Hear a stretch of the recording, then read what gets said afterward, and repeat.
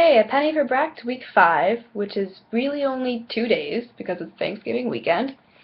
So I didn't really read any more of my plays because I've been super busy.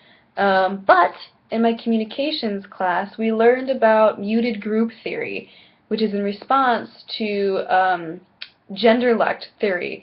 And gender-lect theory just says that like men and women communicating is just like cross-cultural communication, and you just have to like learn each other's languages, and that women use rapport talk because they want to like be casual in their communication or like tell stories or something.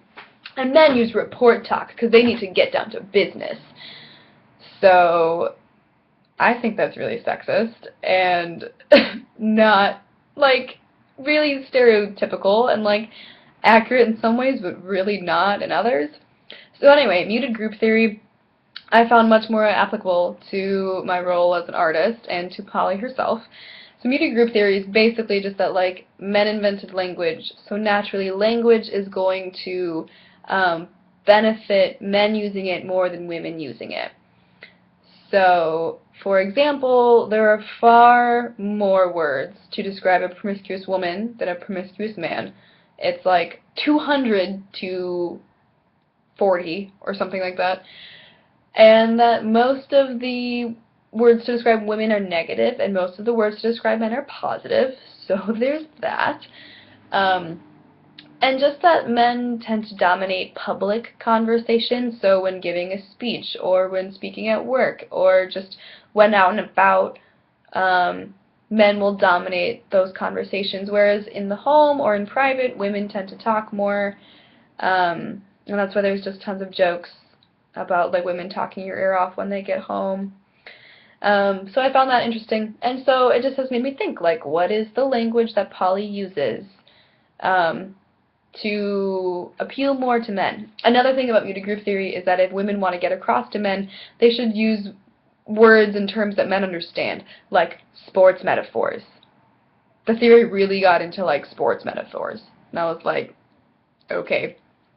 So I've been thinking, and I think the egg monologue that she says um, is almost rapport talk from the gender-lect theory, because it is kind of, it's definitely metaphorical, but it's so blatantly sexual. Um, and the fact is that like a man would see right through that and would know that it's really sexual. So I think she's using um, this egg monologue to like get through to McKeith what's going on with his alibi, that it's a very sexy thing. I don't know. The egg monologue is still pretty new. Like we just got the script, and I hadn't had it before, so I'm still kind of exploring it. But it's very much like Mac is eating an egg with a spoon, and it's very clear that like the spoon is his dick and the egg is Polly's vagina, or a vagina. You never know. They just sleep with so many different people. So, um, but yeah, just thinking about like other things that Polly said, like her phone call to O'Hara, she's like, "Kill Cokes," or "I will bring you forward as a witness in Mac's trial." Like that's report talk if I ever heard any. And she does use report talk like during Comforts for the Soldiers because she's like, "Oh, we're sewing, how lovely." But that's all she says. And then when the women are fighting, she gets on her chair and she's like, "Report. This is how begging works." Um, so I think she actually speaks in report talk much more often than she does rapport talk. And she changes the way that she speaks to be more masculine. And that might just be like the nature of the show because it's Brechtian and we're like speaking to the audience and it's more direct, you know.